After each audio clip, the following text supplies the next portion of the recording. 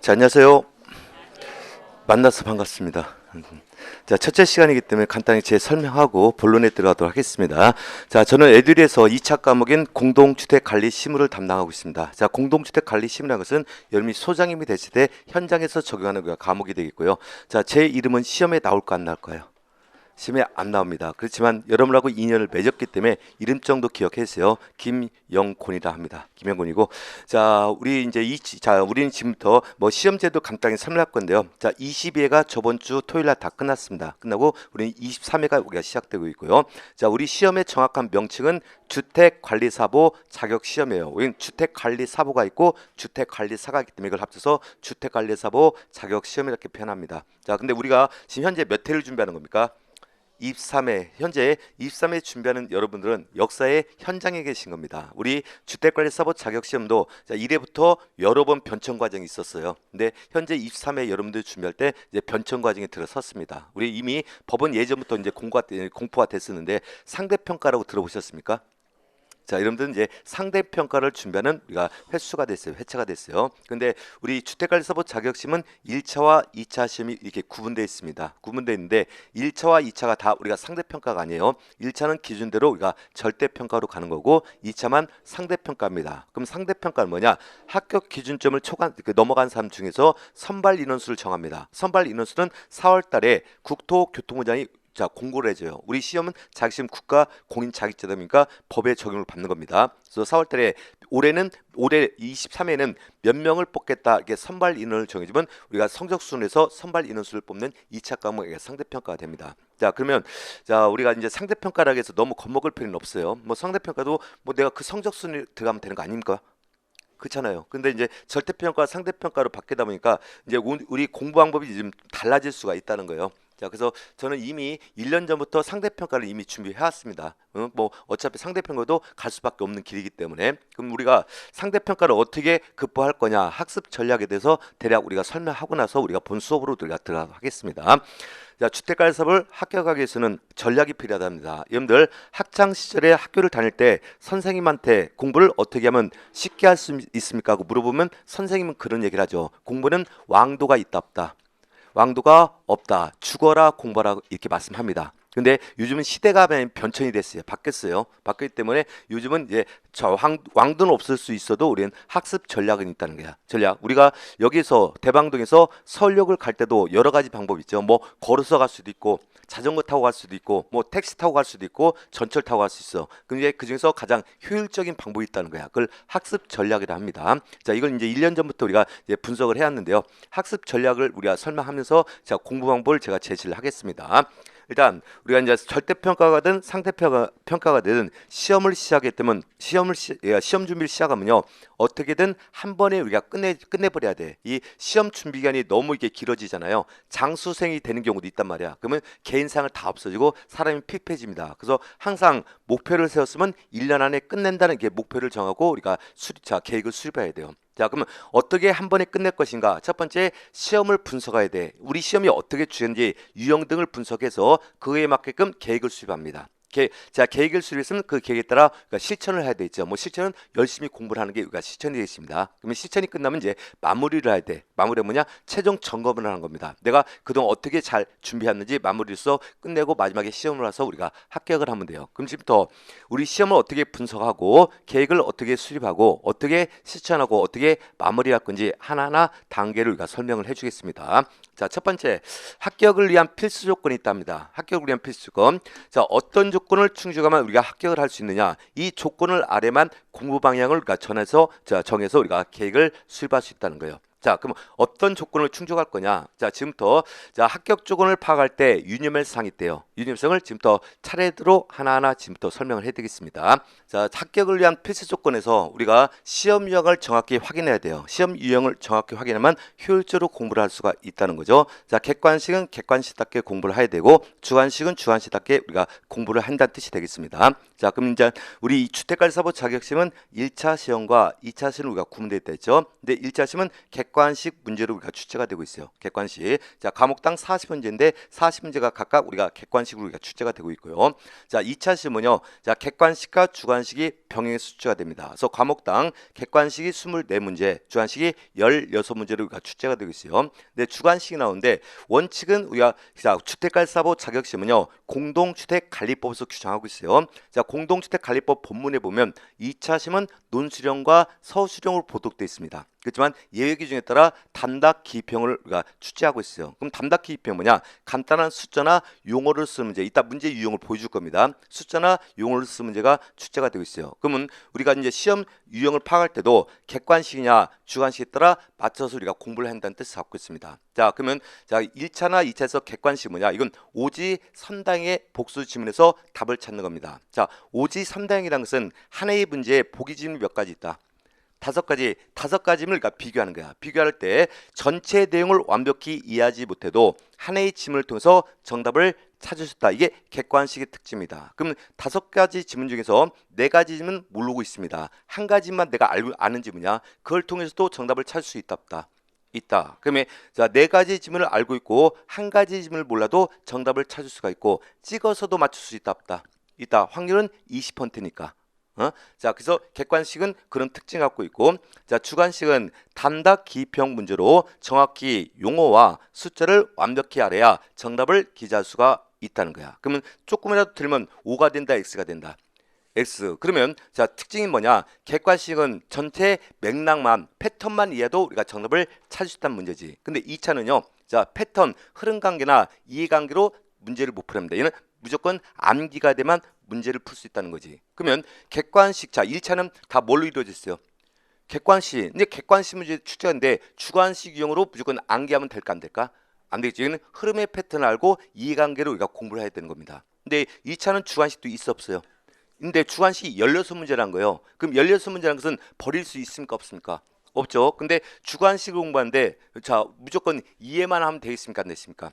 안 되겠죠. 이때는 암기를 위한 거야. 그 때문에 자 이렇게 객관식이냐 주관식 유형에 따라 그거에 맞춰서 공부하면 우리가 효율적으로 공부할 수 있다는 거예요. 그건 나중에 이제 하나하나 제가 풀어갈 겁니다. 자, 두 번째, 자 합격 기준점에 따라 시험 대책이 달라지므로 시험 요강을 통해서 해당 내용을 확인한다. 자, 시험 요강은 우리가 공동주택관리법에 우리가 규정을 하고 있어요. 자, 그럼 합격 기준점을 아래만 그거에 맞춰서 우리가 공부할 수가 있다. 근데 법정을 보면 굉장히 복잡하기 때문에 제가 줄여 설명하겠습니다. 일단 1차 시험은요. 일단 우리는 시험이 과락제가 돼요. 과락제에서 과목당 40점 이상을 무조건 득점을 해야 됩니다. 과목당 몇 점 이상? 40점 이상. 한 과목이라도 4점 미만짜리 있으면 그럼 불합격 처리가 되는 겁니다. 자, 그러면 40점 이상 충족하고 세 과목 평균 60점 이상을 득점을 받아야 돼. 몇 점 이상? 60점 이상입니다. 자, 2차 과목도 똑같아요. 자, 과목당 일단 40점 이상 맞아야 되고, 그러면 평균 점수가 60점이 되는 겁니다. 이게 합격 기준점이야. 자, 근데 제가 2차는 상대평가다, 절대평가다.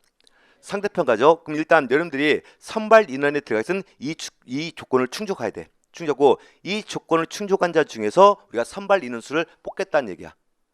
이해하셨습니까? 다만 여기는 예외가 존재됩니다. 만약에 자 국토교통부 장관이 우리가 자 23회 시험에서 2차 시험에서 만약에 1000명을 선발하겠다 공고를 내주셔서 1000명.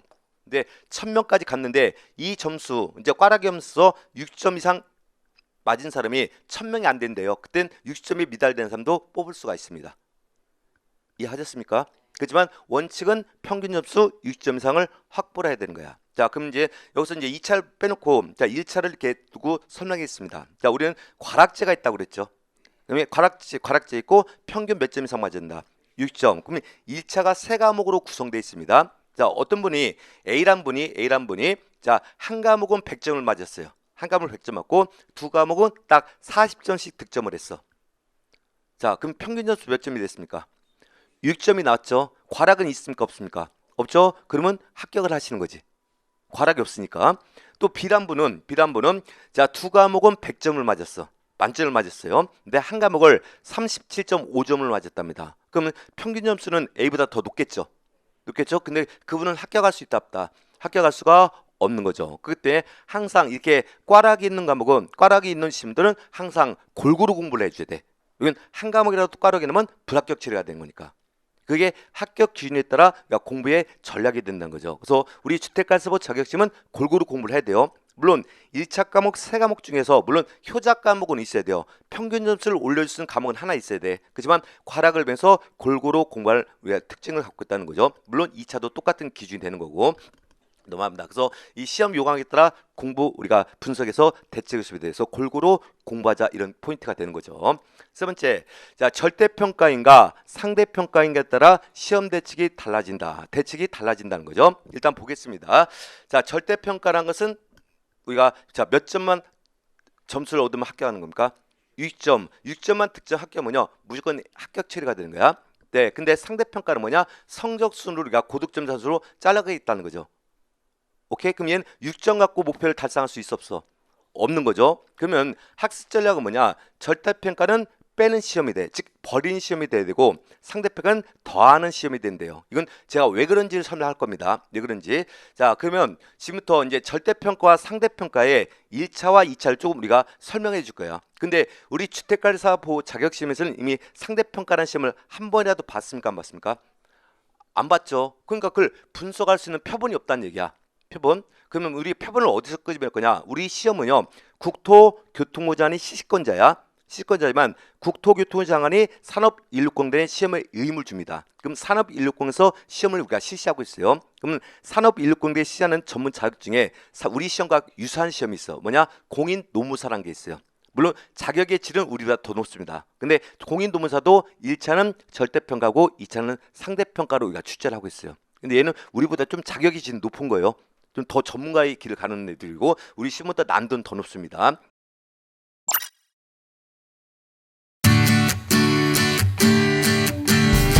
제가 매일 체크하겠습니다.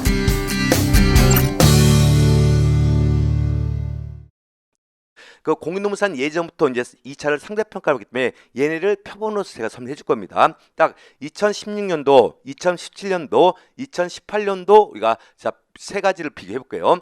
자, 16년도 공인노무사의 1차 합격률은 응시생이 4,026명이 응시했습니다. 근데 보니까 합격이 2,652명이 합격했어. 합격률이 65.9%가 나왔습니다. 2017년도 53.39%가 나왔어요. 39%. 자, 2018년은 59.84%, 즉 60%가 되죠. 60%. 자, 보니까 합격률이 대략 이렇게 평균 내면 얼마 정도 됩니까? 대략 55% 넘어 거의 60% 육박하죠. 합격률 60% 육박하잖아요. 우리 시험보다 어려운 시험인데 그럼 1차 합격률이 높습니까? 낮습니까? 엄청 높잖아. 근데 자, 우리가 2019년도 올해 시장 주택가세법 1차 합격률이요. 올리면서 17%가 됐어요. 17%. 자, 그럼 우리 시험보다도 어려운 시험의 합격률이 더 높아나자. 더 높다는 얘기지. 그건 이유가 있어요. 자, 얘는 자 2차에서 선발 인원수가 정해져 있죠. 정해있단 말이야. 근데 절대평가에서는 2차에 선발 인원수가 있습니까? 없습니까? 없어요. 그냥 6점만 맞으면 다 합격시키는 거니까. 그렇다고 해서 무조건 6점 맞다고 해서 다 합격시키는 게 아니에요. 절대평가에서도 수요와 공급의 법칙이기 때문에 합격률을 조정한단 말이야. 합격률. 근데 2차에서 절대평가에서 합격률을 이렇게 조정할 때요. 1차에서 많이 뽑아놓고 2차에서 합격률 조정이 어려운 거야. 그러니까 1차와 2차가 절대평가에서는 우리가 1차도 합격률 조절합니다. 난도를 높여놓고. 그러면 2차에서도 합격률 조절해야 돼. 그러면 2차 합격률 조절이 쉬운 거예요. 그 때문에 우리 주택가세법 보시면서 그래서 1차도 합격률을 이렇게 낮춰버린 겁니다. 근데 자 우리 23회부터는 자 주택가세법도 2차는 뭐가 되는 겁니까? 상대평가가 되는 거죠. 그럼 이미 선발 인원수가 정해져 있다 안 정해져 있다? 정해지는 거야. 그럼 1차에 대한 부담이 없어지는 거지. 그 때문에 제가 볼 때는 23에서 1차는 무조건 시험 난도가 낮을 수밖에 없다는 거예요. 이건 2차에서는 우리가 상대평가가 되죠. 상대평가잖아. 그럼 이유를 설명할게요. 자 볼까요? 자 2016년도 합격률이 1차는 65.9%입니다. 얘는 선발 인원수가 250명이 선발 인원수 정해진 거야. 근데 합격률이 몇 퍼센트예요? 83%죠. 자 그러면 8.3%죠. 자 2017년도 2차 합격률 몇 퍼센트? 8.1%. 자 18년도 몇 퍼센트? 10.4%. 평균하면 10%밖에 안 되죠. 그렇잖아요. 그럼 경쟁률 몇 대 몇이야? 10대 1이라는 얘기. 10대 1. 그러면 이 상대평가는 거요. 뭐 2대 1 경쟁률 만들었고 상대평가를 얘기할 수가 없어요. 2대 1 만들 것 같으면 그냥 절대평가도 상관이 없습니다. 그럼 물론 얘네들은 선발 인원수가 2차가 250명, 253명, 300명, 2018년도는 300명 늘었어요. 근데 여기서 얘도 그 당시 250명이었거든. 근데 253명을 뽑았어. 이건 자 마지막 250명에서 동차생이 나왔기 때문에. 우리 시험도 똑같아요. 마지막 막이 1000명 뽑는데 1000명의 동차에 드는 사람 다 기억시켜주는 거니까. 이해하셨죠? 그럼 10번이라는 건 경쟁이 10대 1이라는 얘기지. 그럼 최소한요. 이 상대평가가 되기 위해서는 2차 경쟁률이 최소한 5대 1 이상 돼야 된다는 얘기야. 이해하셨죠? 아니 2대 1 갖고 상대평가를 얘기 못하는 거예요. 그럼 뭐 제비뽑기 하는 거나 마찬가지지. 그럼 최소한 상대평가를 만들려면 경쟁률이 5대 1 이상 나와야 된다는 얘기야. 왜 그러면 얘네들은 선발인수도 적지만 우리는 선발인수가 이보다 더 많아질 거니까. 이해하셨죠? 그럼 결국은 우리 주택가에서 자격시험도 1차의 합격률을 높여주나 낮춰야 돼. 높여주나 그죠? 근데 제가 볼 땐 기존 작년 올해 이제 23회 22회 때보다 난도는 더 낮아질 가능성이 크다는 얘기예요. 이해하셨습니까? 자, 그럼 볼까요? 자, 그럼 넘어가서 다 볼게요. 제가 1차는 빼는 시험이다, 더하는 시험이다. 빼는 시험, 즉 버리는 시험이 된다는 거야. 얘는 몇 점만 맞으면 합격하는 겁니까? 6점만 합격하는 거지. 그럼 굳이 우리가 1차를 목표를 100점 두고 공부할 필요 있어 없어요? 없죠. 몇 점을 목표로? 6점을 높이는 목적으로 하니까 버릴 건 버리고 와야 돼. 그렇다고 아무거나 버리는 게 아니에요. 버리는 것도 순서가 있다는 얘기야. 이것도 이따 전략적으로 설명할 겁니다. 지금 여러분 때 청기누수를 하는 거예요, 제가. 2차 저기 주택 어느 학원 가든 간요. 지금 상대평가 이렇게 분석해서 설명해 준 교수 하나도 없습니다. 저 1년 동안 이거 준비한 거예요. 모든 시험 분석을 해가지고.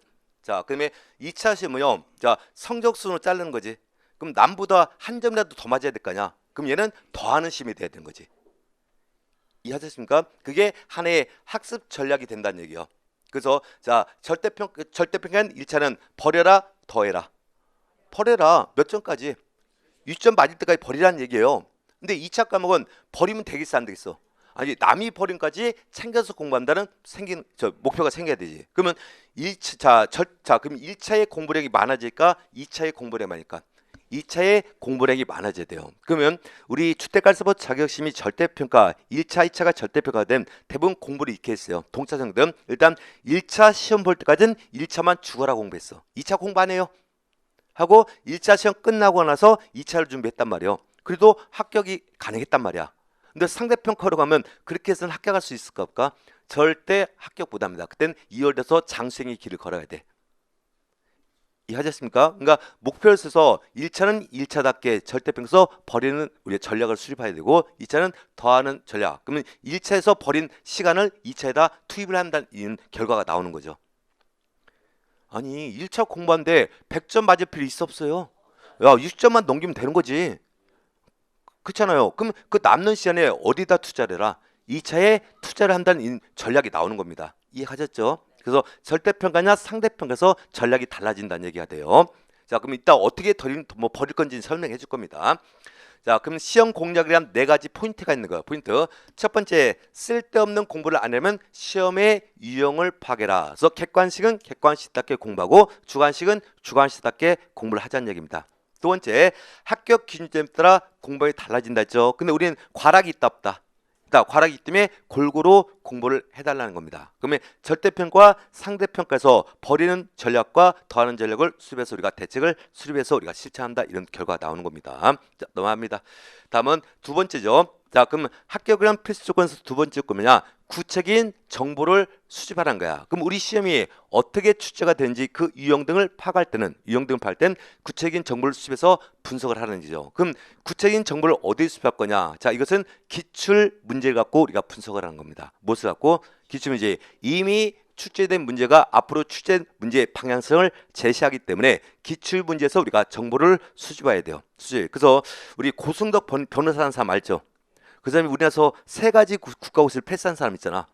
또 뭐 수능 시험 수석자들이 이렇게 수기 같은 거 발표하잖아요. 거기 보면 그분들 첫 번째가 뭐냐? 기출 문제 분석이 첫 번째 나옵니다. 왜냐면 그동안 출제된 문제를 보면 앞으로 어떻게 출제가 되는지 방향성을 제시하기 때문에. 그러면 기출 문제 정보를 어디 수집할 거냐? 이는 2가지 방법이 있어요. 첫 번째는 자, 우리 시험 실시간엔 산업인력공단의 홈페이지에 큐넷이라는 홈페이지가 있어. 즉 퀸에서 홈페이지 보면 주택알아보 자격시험은요 11회부터 산업인력권을 시작했거든. 11회 때부터 기출문제가 다 올라가 있습니다. 다 올라가 있고, 그다음에 애들에서도 이제 기출문제를 출판을 합니다. 출판. 근데 특징이 있어요. 자, 산업인력공단에 올라가는 이 기출문제는요. 자, 2차 감은 공법이거든요. 공법이니까 개정사항이 많다 적다. 엄청 많아. 막 1년에도 막 수없이 개정된단 말이야. 근데 산업인력공단에 올라간 기출문제요. 개정사항을 반영하고 그 당시 법이 그대로 올라와 있단 말이야.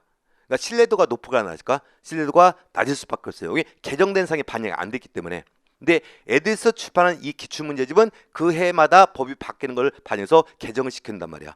그러니까 여러분들이 일단 기출문제를 이제 정보는 두 가지 방법 중에서 기출문제 정보를 우리가 수집할 수 있다는 얘기야. 그렇지만 그래서 애들이 출판한 기출문제가 신뢰는 높아요. 근데 이 정보를 수집할 때도요. 자, 2회차 가지고는 우리가 시험 분석 못 합니다. 표본이 작기 때문에. 그러면 우리가 최소한요. 기출문제 풀 때 가장 정확도가 높은 것은 10회분을 분석하는 게 가장 정확도가 높아.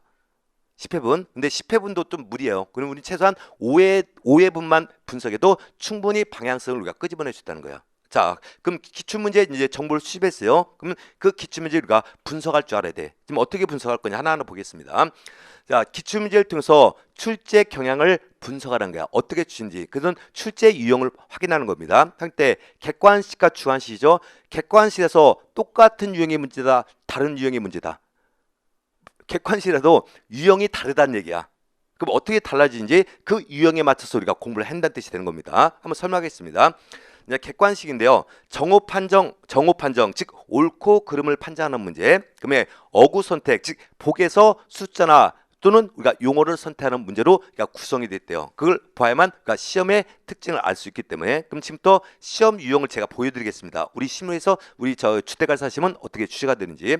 첫 번째 객관식 문제인데 크게 우리가 볼 때 세 가지 유형이 있습니다. 몇 가지? 세 가지. 근데 이게 첫 번째 문제도 두 가지 유형으로 출제가 돼요. 첫 번째 뭐냐? 옳고 틀림을 판정 문제다. 즉 옳고 그름을 우리가 골라서 찾는 문제라는 얘기예요. 첫 번째 볼게요. 이게 이제 가장 많이 출제된 비율이 높은 유형입니다. 자, 최저임금의 적용과 효력에 관한 설명으로 옳지 않은 것은, 그럼 옳지 않은 것은 틀린 거 찾는 거죠. 그럼 5개 중에서 가장 틀린 거 찾는 문제가 되는 거야. 그럼 4가지면 옳은 질문이 되겠죠. 그렇잖아. 하나만 틀린 질문이지. 그럼 문제의 패턴을 보면서 거기서 틀린 질문 하나 찾는 문제. 이게 출제 비율은 가장 높습니다. 자, 같은 옳고 그름을 판정하더라도 두 번째 유형을 볼까요? 임대주택 분쟁 조정에 관한 설명으로 옳은 것을 찾아라. 그럼 얘는 4가지지만 틀린 거죠. 그래서 한 가지 옳은 것만 찾는 문제야. 그럼 같이 옳고 틀림을 판정한 문제도 경향이 좀 달라진다는 거지. 자, 그럼 여러분들 첫 번째는 틀린 거 하나 찾는 문제예요. 두 번째도 옳은 거 하나 찾는 문제입니다. 그럼 시험자 할 때 첫 번째 문제가 쉽게 느껴질까? 두 번째 문제가 쉽게 느껴질까?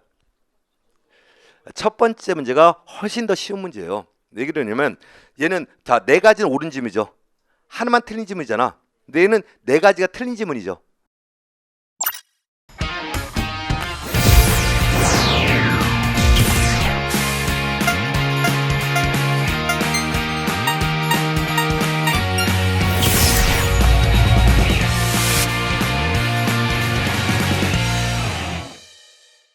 그럼 틀린 질문을 옳은 질문으로 바꿔놓고 생각해서 우리가 문제 찾거든. 그러니까 얘가 시간이 더 오래 걸리는 거야. 이해하셨습니까? 자, 그럼 이런 문제 유형에 따라서 전략이 달라지는 거예요. 근데 우리 시험은 이 첫 번째 유형의 비율이 훨씬 많습니다. 근데 꼭 시험 끝나고 나면 저한테 전화가 와요. 교수님, 시간 없어서 못 풀었대. 그럼 결국은 합격했다, 불합격했다. 불합격했다는 뜻이야. 왜냐면 남들은 골고루 섞여 있는데 시간 없어서 못 풀었다는 것은 뒤에 남도가 쉬운 문제도 찍고 나올 수밖에 없었다는 얘기지. 왜냐면 그런 분들의 특징이 뭐냐? 1번부터 5번까지요. 뭐 유형 관계없이 무조건 꼼꼼하게 다 풀고 나오는 거야.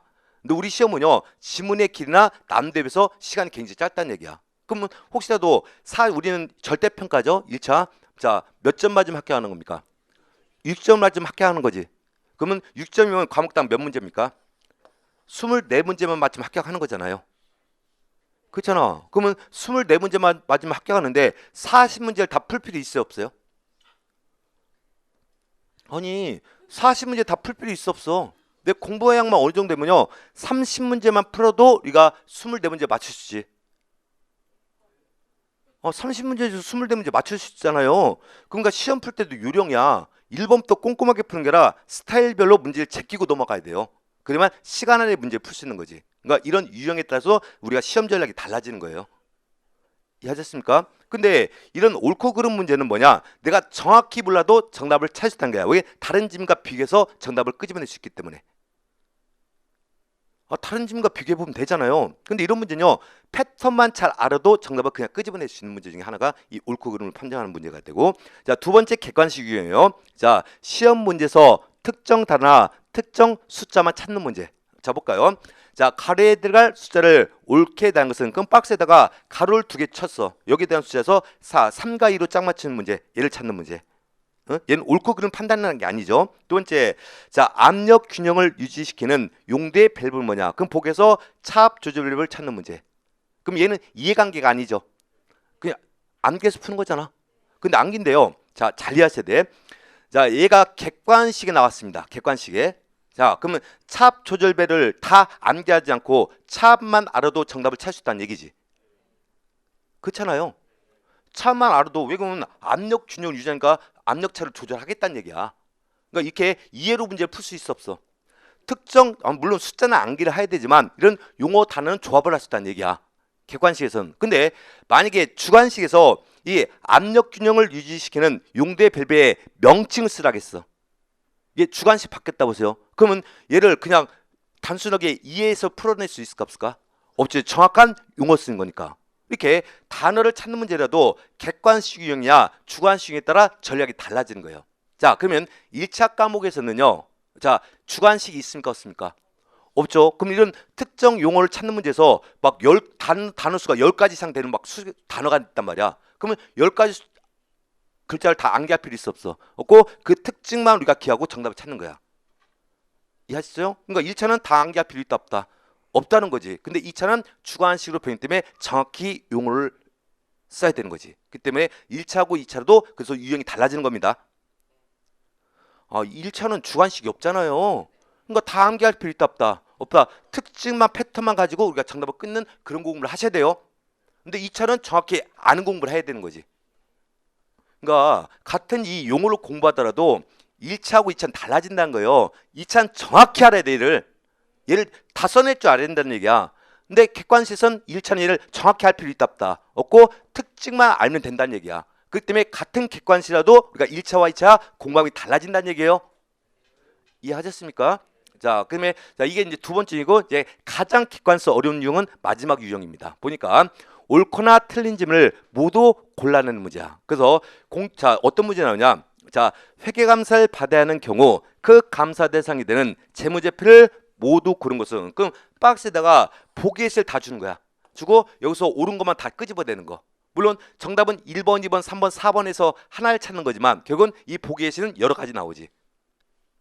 하나하나를 다 옳고 바르면 찾을 수 있는 거지. 그래서 우리가 그 객관서 가장 어려운 유형 문제가 박스 문제라는 거야. 오케이? 그럼 문제 풀 때도 요령이 있어야 돼요. 자, 1번부터 순서대로 풀어가는데 이런 문제가 제시가 됐다는 얘기야. 그럼 이런 문제 처음부터 풀 필요 있다 없다? 없고 제껴 나가는 거야. 지금 옳은 것을 골라, 옳지 않은 것을 골라라는 문제도 옳은 거 제끼는 거야. 그럼 옳지 않은 것을 골라라는 문제가 가장 많기 때문에 걔부터 풀어가는 거야. 그리고 남는 시간에 제꼈던 문제 푸는 거지. 그런 전략이 이런 데서 나오는 겁니다. 오케이? 그러면 자, 같은 객관에서도 1차와 2차는 공부합이 같아진다 달라진다. 달라진다. 이게 유형을 파악해서 전략을 수립하는 겁니다. 이해하셨죠? 자, 넘어갑니다. 이제 주관식이에요. 주관식은 자, 어떤 유형이냐? 세 가지 포인트인데 세 가지 유형인데 가로에 들어갈 숫자를 순서대시오. 그럼 숫자를 정확히 기재하는 겁니다. 답안지에다가 자, 가로에 들어갈 용어를 순서대시오. 그럼 단어를 정확히 써야 되겠지. 가로. 자, 그러면 용어와 숫자를 순대시오. 그럼 용어와 숫자를 하나의 그 정답지에다 같이 쓰는 문제. 그러면 얘는 결국 단어나 숫자를 쓰는 문제라는 얘기지. 그럼 얘는 이해관계로 문제를 풀 수 있어 없어요? 만약에 얘가 객관식 할 땐 핵심 포인트 말고도 정답을 찾을 수 있어 없어? 이쪽 아까 차압조절 배운 포인트 말면 정답 찾잖아. 키워드 말면. 근데 키워드 갖고 정답 풀을 수 있어 없어요? 없고 얘는 정확히 기재를 해야 되는 거야. 그 때문에 2차는 암기를 많이 요구한다. 그래서 1차는 될 수 있으면 이해관계로 문제를 푸는 거고 2차는 암기를 해줘야 돼요. 왜냐면 어떤 문제 나왔었냐면 우리 관리심에서 이런 문제 나왔었어요. 자, 소방설 중에 소와 활동 설비에 관한 설명이다. 가려야 될 설비의 이름 쓰라 했어. 6가지가 있거든. 나머지 다 제시하고 여기다 하나만 가르쳤어요. 하나. 그 정답이 무선통신, 보조설비가 정답이었어요. 근데 이 용어는 다 알고 있는 거거든. 만약에 객관식이었으면 다 맞췄을 거예요. 근데 주관식인데 전 이걸 다 맞출 줄 알았거든. 다 틀리고 나왔어. 여기 8자를 정확히 쓰신 분이 없어요. 다 뭐 무선 설비다, 보조 설비다, 엉뚱하게 다 쓰고 나온 거야. 왜 그런지 아세요? 그분은 평상시 눈으로 공부한 거야.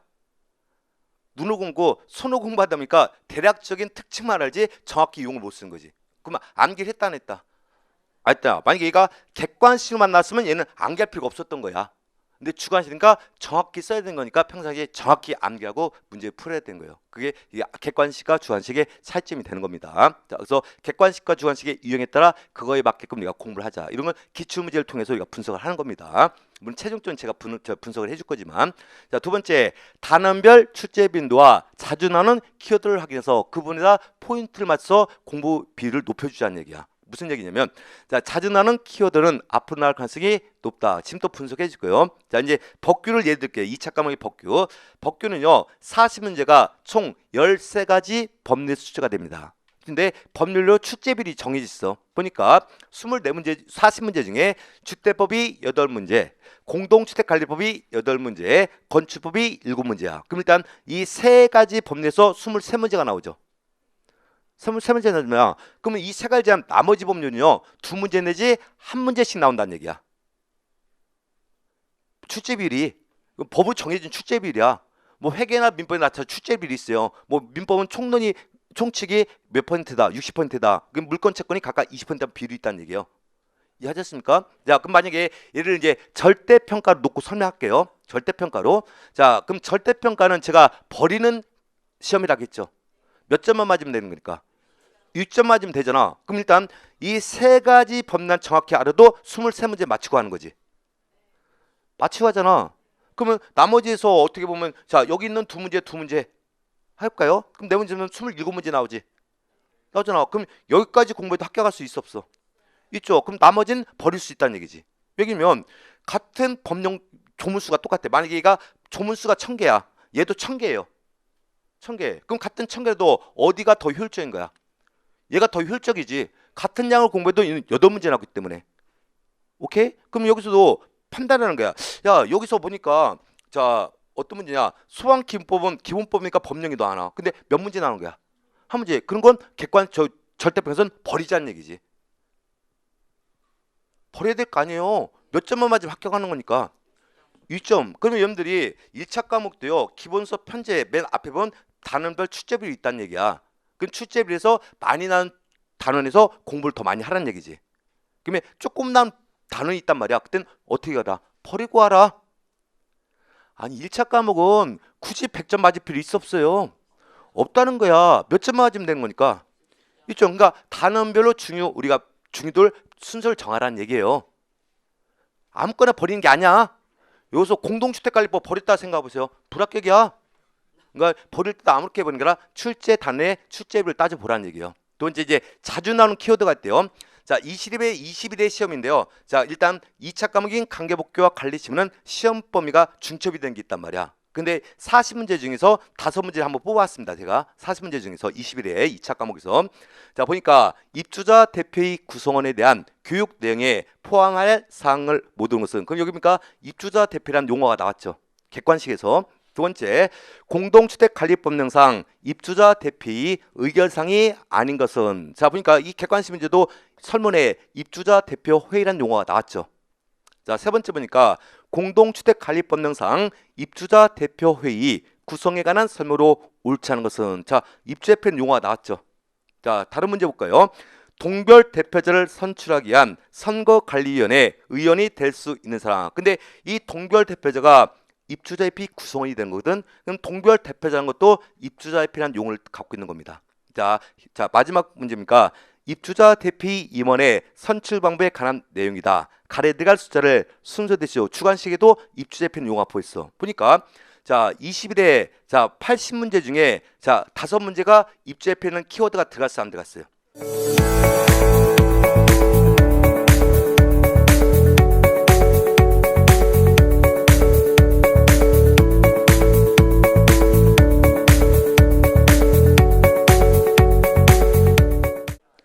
입자표에 관련된 문제가 많이 출제가 됐습니까? 적게 출제했어요.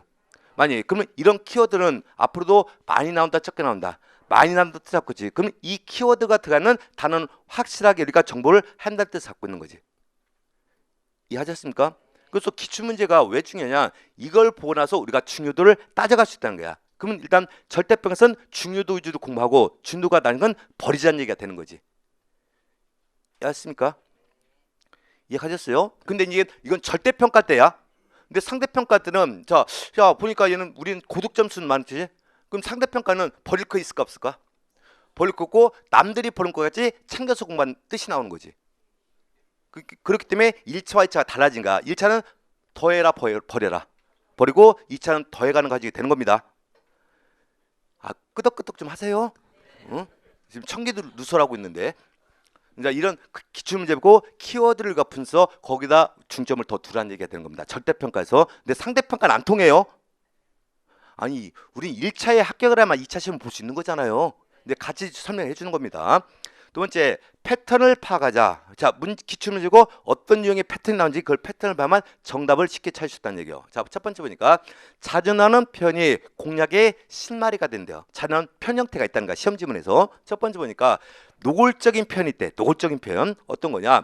사업의 종료, 근로자 수 등을 고려하여 당연 적용 사업장에 18세 이상 6세 미만인 근로자와 사용자는 예외 없이 국민건강보호법상 사업장 가입자가 된다. 근데 사업장 가입자는 예외 없다고 그랬죠.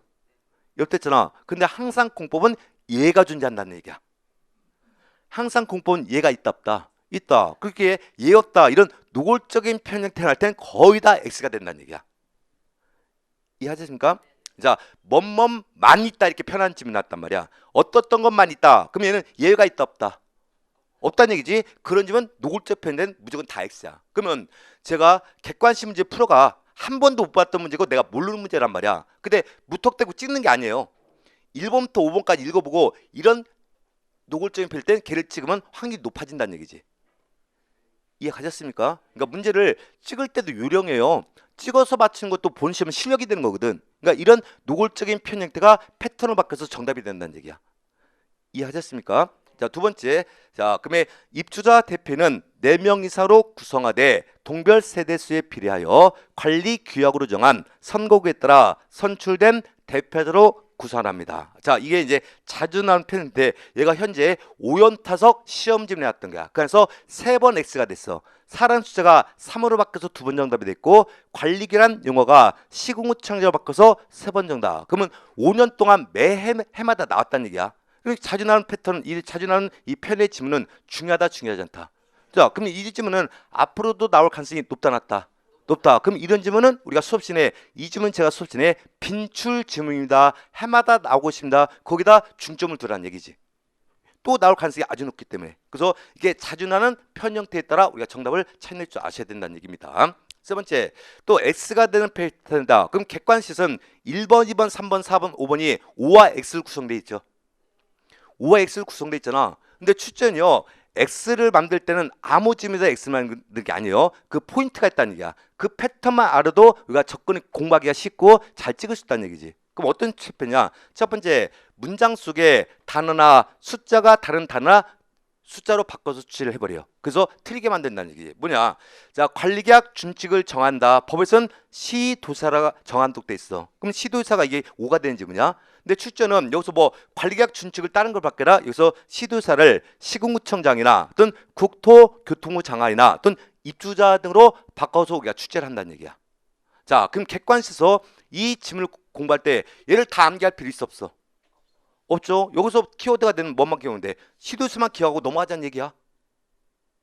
얘만 알아도 정답을 찾는 거니까.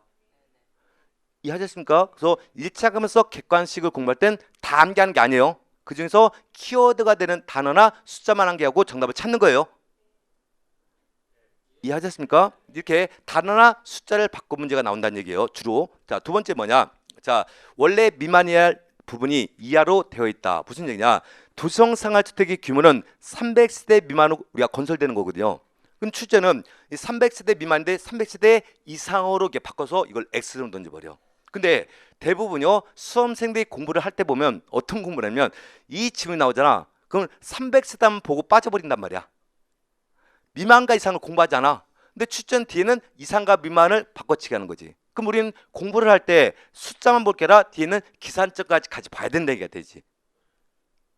이해하죠? 자, 우리가 공부하는 스타일이 세 가지 있어요. 어떤 분은 내용을 많이 알고 잘 알고 있어. 알고는데 문제 풀려면 정답을 못 끄집어내. 왜 그러냐면 디테일하게 공부를 안 했기 때문에 그런 거야. 이 300이라는 숫자는 기가 막히게 한데 뒤에 이상 미만은 살짝 그러면 얘가 다 온지한단 말이야. 그러니까 공부할 땐 좀 디테일을 요구하는 겁니다. 그 때문에 항상 숫자 물개라 뒤에는 기산점까지 공부다. 그렇다고 미만과 이상을 아무데 바뀌나 딱 바꿔서 나오는 질문이 몇 가지가 있어요. 거기다 우리가 패턴을 잡자는 얘기가 되는 겁니다. 자, 그 때문에 이 패턴에 맞춰서 공부하면 우리가 자 공부가 더 효율적이라는 거지. 그 때문에 객관식 공부할 땐 전체 지문을 암기할 필요도 없고 그 지문에서 키워드만 우리가 공부를 하는 겁니다. 다 암기면 그 키워드가 되는 것들 패턴에서만 정답 끄집어내자는 얘기예요. 그게 객관식의 시험이 유령이라는 얘기지. 물론 주관식은 좀 우리 주관식은 다른 개념이 되지만 너무합니다. 자, 네 번째, 똑같은 문제를 놓쳐선 되지 아니한다. 자, 똑같은 문제가 반복해서 출제가 되고 있답니다. 틀리면 되겠다, 안 되겠다? 안 되겠다. 근데 차이점이 있어요. 똑같은 문제가 있고 표현만 다른 문제는 또 나올 가능성이 높다. 근데 우리가 이게 설명할게요. 자, 옆에 방은 전기기사 반이죠. 근데 산업인력공상 각종 기사 문제 나온단 말이야. 근데 기사 문제는 문제 은행식이에요. 근데 문제를 미리 만들고 랜덤식으로 뽑아서 출제를 해버려. 그래서 걔네는 문제도 똑같아. 1번 걔들 사지선 나는데 1번, 2번, 3번, 4번 순서 똑같아요. 그러니까 걔들은 어떻게 공부하냐면 그냥 문제 설문하고 정답 내용도 안 봐. 이 문제는 몇 번 정답만 읽고 들어가. 그러니까 우리 운전면허 시험 보러 가죠. 운전면허 시험 필기시험 보기에서는 크라운 출판사 문제 하나 사고 가잖아. 보고 그럼 문제 똑같이 나오잖아. 똑같이 뭐 순서도 안 틀려. 그게 문제 은행식 문제란 말이야. 근데 우리 주택가사 시험은 문제 은행식이 아니라 문제가 조금 변형이 돼 수치가 돼요. 근데 이 변형된 문제도 똑같은 문제를 인식하자는 얘기야. 이해하셨어요? 그럼 제가 어떻게 변형돼서 나왔는지 한번 볼게요.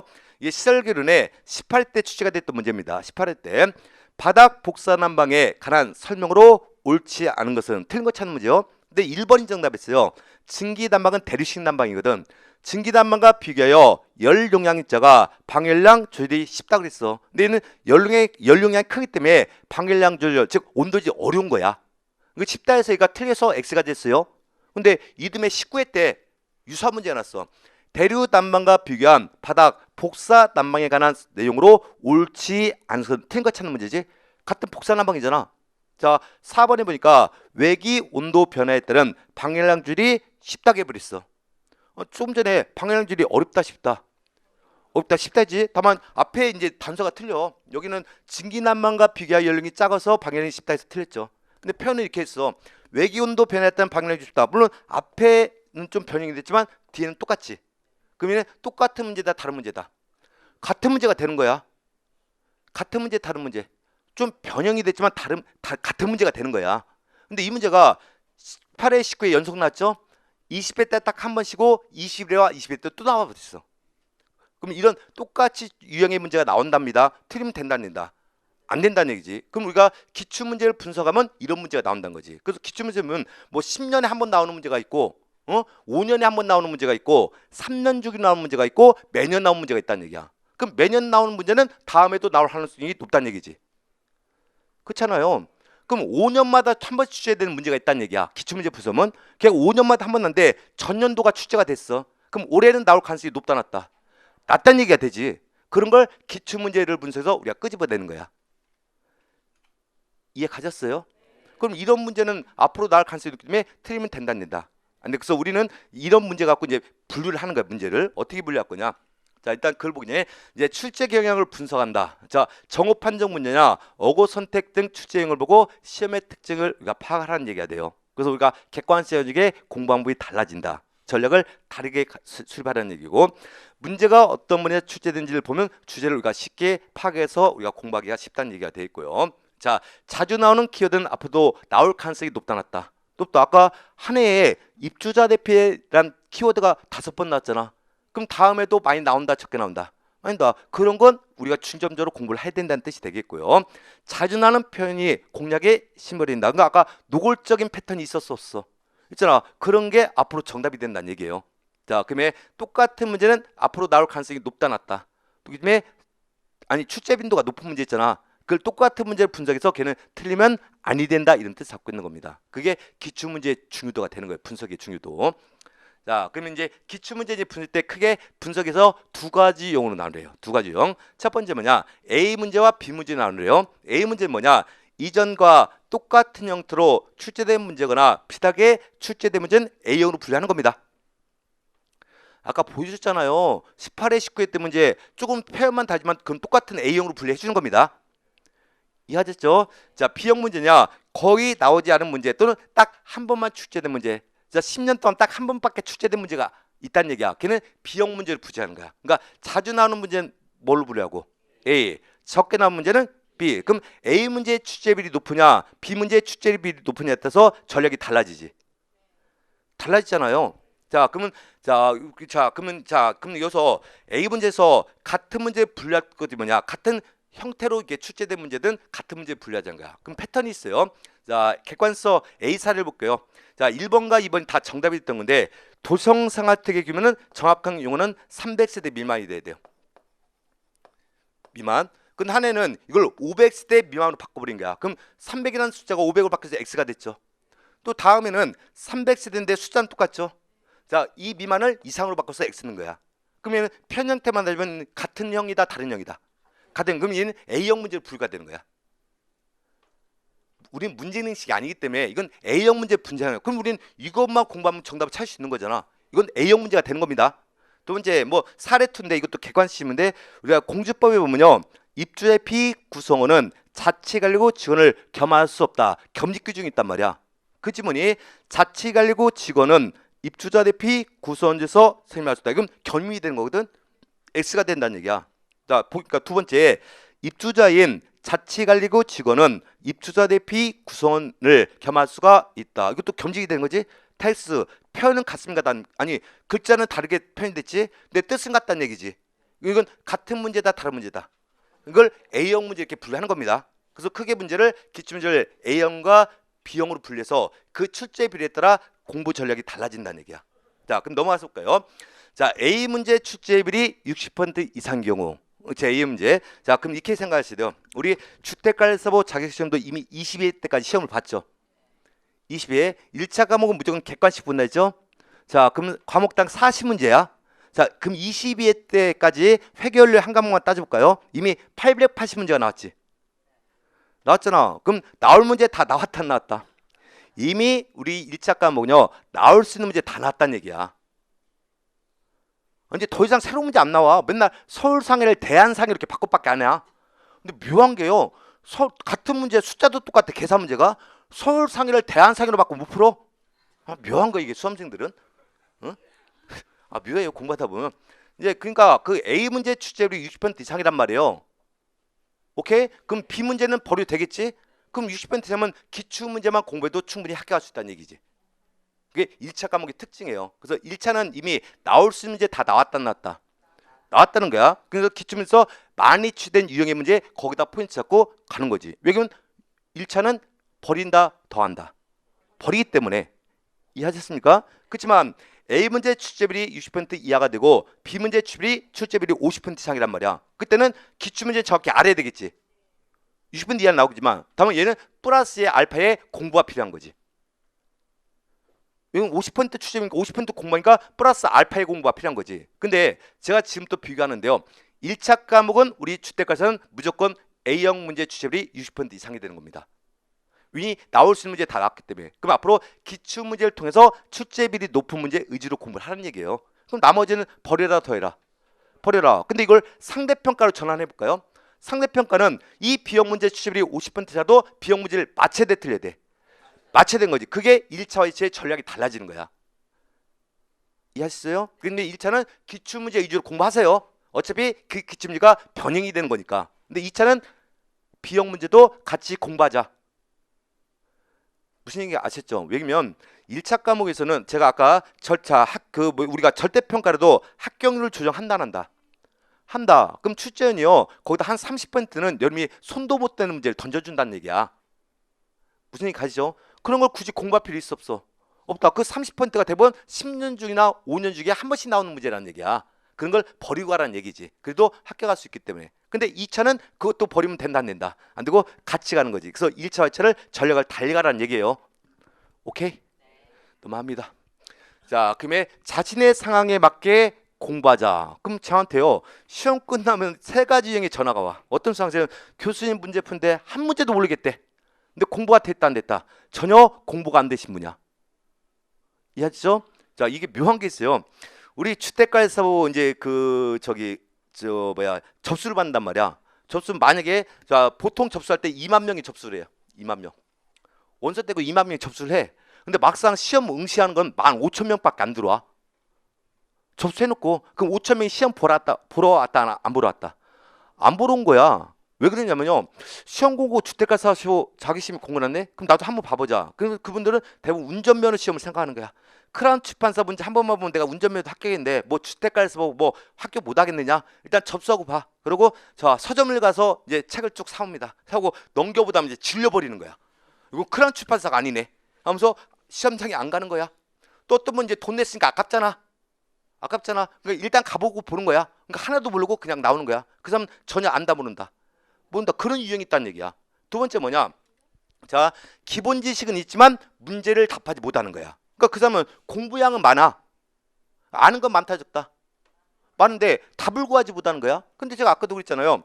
그분들은 대부분 특징이 뭐냐면 아까 300세대 이상과 미만에서 300세대를 바꾸는 경우도 있지만 이상과 미만을 바꾸는 경우도 있잖아. 근데 그분들은 대부분 300세대까지만 공부하는 거야. 그러니까 뒤를 살짝 바꾸면 못 그지? 디테일성이 부족하고 응용이 떨어진다는 얘기야. 이해하셨습니까? 대부분 이분들 특징 뭐냐? 문제를 많이 안 풀어. 문제를 많이 안 풀기 때문에 응용력이 떨어지는 거예요. 이해하셨습니까? 세 번째 뭐냐? 내가 아는 것도 많고 응용도 있어.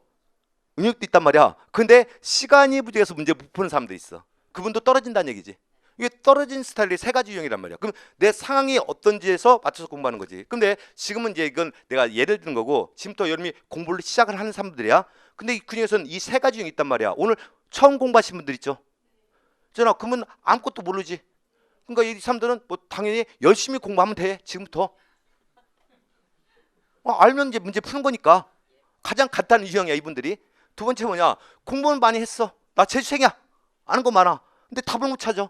그분들은 디테일성이 부족하고 응용이 떨어지지. 그분들은 앞으로 문제를 많이 풀어야 돼. 고기도 먹어본 사람이 먹는다고 했잖아요. 문제도 많이 풀어본 사람이 정답도 잘 커는 거예요. 왜냐면 자꾸 변형 문제를 풀어야만 응용이 높아지기 때문에. 그래서 앞으로 이런 유형의 문제, 이런 스타일에 있는 분들은 문제를 많이 푸세요. 이해하셨습니까? 이제 성인자학생은 이제 3번째 스타일이 많아. 공부는 많이 해. 엉덩이가 무거워서 막 하루 15시간씩 공부해. 그러니까 아는 건 많아. 근데 시간이 항상 부족해. 그럼 문제 푸는 스킬업을 빨리 익혀야 되지. 그게 뭐냐면 대부분 이런 유형의 문제들은 또 어떤 스타일이냐면 평상시 모의고사를 안 봐. 왜 모의고사를 안 보냐면 실력이 안 돼서 안 본대. 그럼 언제 실력이 되는 거야? 본 시험 봐야 내가 실력이 있는지 없는지 아는 거지. 그럼 본 시험 끝나고 모의고사 봅니까? 아니잖아. 그럼 내가 평상시 모의고사를 보면서 40문제 풀 때 어떤 유형을 제낄 거냐? 어떻게 푸는 거냐? 시간 페이스 같은 걸 우리가 구분해야 돼. 왜냐면 우리 시험은요. 문제 질과 양에 비해선 시간이 짧아. 물론 과목당 40문제 풀 때 50분을 준단 말이야. 근데 마킹 시간도 있어야 되잖아. 그럼 대부분 1분 안에 한 문제 푼데 문제 양에 비해선 시간이 짧다는 얘기야. 그러면 40문제 중에 40문제를 다 풀 필요 있어 없어요? 아니 1차는 절대평가잖아요. 몇 점을 맞으면 돼? 60점. 그럼 몇 문제 맞히면 되는 거예요? 24문제. 그럼 내가 30문제를 풀고도 24문제를 맞출 수 있어 없어? 있잖아. 그럼 10문제 버리자. 아까 유형이 있었잖아. 옳은 것을 골라가고 어렵다고 했잖아. 그냥 버리는 거야. 박스형 문제가 어렵다고 했잖아. 버리고 그 안에서 옳지 않은 것만 추려서 이렇게 풀자는 얘기야. 그럼 빨리 풀 수 있어 없어? 있잖아. 그러면 기본서 정독할 때도요. 그냥 세워라 내워라 읽는 분이 있단 말이야. 그분들은 시험장에서도 문제 읽을 때도 세워라를 읽어. 그러니까 될 수 있으면 기본서 읽을 때도 좀 속독을 읽으세요. 그럼 평상시 이게 습관에서 문제를 읽는 속도도 빨라지는 거야. 그건 많이 푸는 그분들 저 스킬업만 하시면 충분히 극복하는 거야. 그러면서 내 상황이 어떤 단계에서 그 상황에 맞게 공부를 해야 되는 겁니다. 이해하셨죠? 근데 아마 여기 계신 분들 대부분 1번 지문이 많을 거야. 그러니까 지금부터 죽어라고 공부하세요. 죽어라고. 왜 죽어라고 공부할까? 여러분 생활 주면서 공부하다가 책상 앉아서 죽었다는 사람 있어요 없어요? 없죠. 그러니까 공부하다 죽는다 안 죽는다?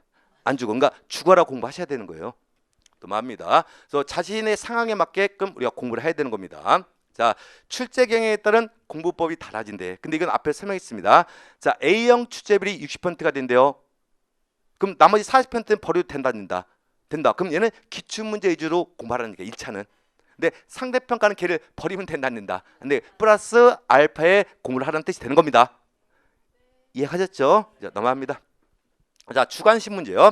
주관식 문제는 단순 암기상으로 직접 손으로 쓰면서 연습한다. 대부분 성인들은 쓰는 걸 굉장히 싫어한단 말이야. 그러니까 눈으로 공부하는 거야. 그 때문에 아까 얘기했듯이 무선 통신 보습을 정확히 쓰더라 못 쓰더라? 못 쓰더라. 그러면 평상시요 눈으로 공부하는 시들의 특징이 있어. 자, 단어를 쓰는데 그 앞자가 생각이 안 나는 거야. 옆짝지가 앞자를 좀 불러주면 막 쓰겠는데 앞자가 생각이 안 나. 그게 다 눈 공부야. 그래서 앞으로 주관식에서 공부를 할 때요 반드시 눈하고 손으로 같이 공부해야 돼요. 그래서 주관식 문제 풀 때는 문제를 읽어가면서 손도 같이 써줘야 되는 거야. 그러니까 주관식 앞으로 눈 공부보다 손 공부다. 손 공부 그렇게 공부하면 우리가 효율이 높아지는 거예요. 이해가셨죠? 넘어갑니다. 세 번째, 최고 실력으로 끌어올리는 전략이다. 자, 여기부터는 쉬었다 들어가도록 하겠습니다. 쉬었다가. 그런데 말입니다. 에듀윌에선 이 모든 혜택의 유료 회원 수강료를 돌려받을 수도 있다는 사실 알고 계셨습니까?